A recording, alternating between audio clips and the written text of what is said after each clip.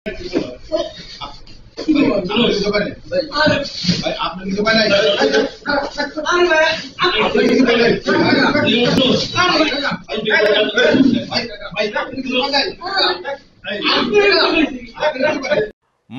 করে ছোট লোকে, বিনয়ী হয় বড় লোকে। টাকা পয়সা দিয়ে মানুষ বড় লোক হয় না, বড় লোক হয় আচার আচরণের কাজ কাম দিয়ে। আপনি কি বড় ঘরের মানুষ নাকি ছোট লোক, এটা আপনার আচরণ দ্বারা প্রমাণ হবে। আপনি যদি মাস্তানি মাতবরি করেন, মনে রাখবেন পৃথিবীতে কুকুরের চাইতে বড় মাস্তান কম আছে। কুকুর দেখবেন আপনার মতো দু চারজন বন্ধু লাগে না, একা একাই হুদাই চিল্লায় দেখবে, ঠিক না ভাই? ঠিক।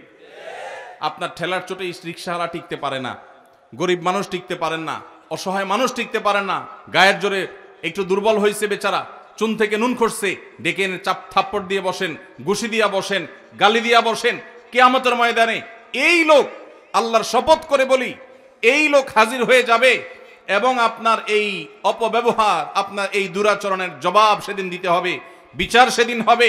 আল্লাহ তাআলা বলেছেন, ওমাইয়ামাল মিসকালা যাররাতিন শাররান ইয়ারাহ, যাররা পরিমাণ খারাপ কাজ করবেন মুখোমুখি হইতে হবে তার পরিণামে। এজন্য মাহফিল থেকে শিক্ষা নিয়ে যাব যে কোনোদিন কাউকে কষ্ট দেব না ইনশাআল্লাহ, কারোর কষ্টের কারণ হব না ইনশাআল্লাহ, কোনোদিন কারোর কষ্ট দেব না। পারলে উপকার করব, না পারলে চুপ থাকবো। শরীরে ভাব আসলে নিজের মনকে বলবো, এ ভাব দূর হইতে সময় লাগবে না, দূর হইতে সময় লাগবে। এজন্য বিনয়ী হয়ে চলবো তো ইনশাআল্লাহ।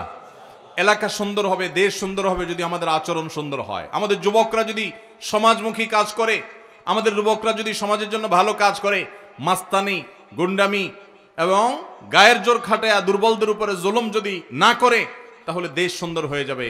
আমাদেরকে সুন্দর দেশ গড়তে হলে অনেক বেশি কিছু করতে হবে না। আমরা যদি সবাই সবার অধিকারগুলো দেয়া শুরু করি, কেউ যদি কারো কোনো কষ্টের কারণ না হই, কারোর সাথে মাতবরি, সরদারি, গুন্ডামি এবং গায়ের জোর খাটানোটা না করি, তাহলে এই দেশ এমনি স্বর্ণের দেশ হয়ে যাবে ইনশাআল্লাহ। আমরা মুসলমান, ওয়াজ শোনার ব্যাপারে উস্তাদ। হাজার হাজার যুবক ওয়াজ শুনে ঘন্টায় ঘন্টা বসে, মাগার যুবক ওয়াজের উপরে আমল করার প্রশ্ন আসবে যখন পাবলিক বাসে উঠছেন 4-5 বন্ধু মিলে, ডাকছেন কন্ট্রাক্টরকে ভাড়া নেওয়ার জন্য, একবারের বেশি 2বার ডাকছেন, বেচারা শুনে নাই, অন্য মনস্ক ছিল। এরপর ডাইকায় না কলার ধরে বলছেন, এই বেটা কথা কানে যায় নাই, এরপর দিলেন 2-4টা চটকনা। এইটা যদি হয়, তাহলে আপনার এরকম শত শত ওয়াজ মাহফিলে শুয়ে গড়াগড়ি খাইলেও 2 পয়সার কোনো লাভ হবে। আর যদি এখান থেকে শিক্ষা গ্রহণ করে কোন দুর্বলের উপরে আঘাত করার আগে আপনার হাত থেমে যায়, আপনার মুখ থেমে যায়, আপনার বিবেক সেখানে যদি কাজ করে, অ্যাক্টিভ হয়ে যায়, তাহলে মনে করতে হবে ওয়াজ আপনাকে কাজ ধরেছে, ওয়াজ আপনাকে এফেক্ট করেছে, ওয়াজ আপনাকে সুপথে এনেছে। তাহলে এটাই হবে আপনার সার্থকতা। সেই যুবক পাওয়া কঠিন, যেই যুবক তার যৌবনে কোনো মানুষের উপরে মাস্তানি মতবারি করে নাই, কারোর উপর দুর্ব্যবহার করে নাই, গায়ের জোর খাটা নাই, অন্যায় জুলুম করে নাই, খারাপ কাজ করে নাই, হারাম সম্পর্ক করে নাই। এইরকম যুবক পাওয়া এখন সোনার হরিণ হয়ে গেছে।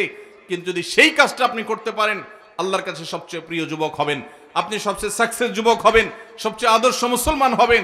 সেই মুসলমানই স্পেন বিজয়ী তারেক বিন জিয়াদের মতো মুসলমান হবে, সেই মুসলমানই, সেই যুবকই ইনশাআল্লাহ মোহাম্মদ বিন কাসেমের মতো ভারতবর্ষ বিজয়ী যুবক হবে। সেই যুবকই মুসলমানদের সেই হারানো গৌরবকে পুনরায় উদ্ধার করতে পারবে।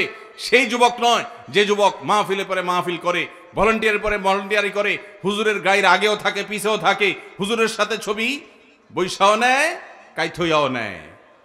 লাভ নাই, কোনো লাভ হবে না। আমল করেছেন, ওই দূর থেকে মাহফিলের কোণা থেকে কথা শুনে নিয়ত করে ফেলেছেন, আমি এই খারাপ কাজ আর করবো না। এই যুবক সাকসেস। আর একেবারে স্টেজে আইসা বাতাস করছেন, কিন্তু সেই এই যুবক সাকসেস নয়। কথা কি ক্লিয়ার? বুঝে আসছে? আল্লাহ আমাদেরকে আমলের তৌফিক দান করুন।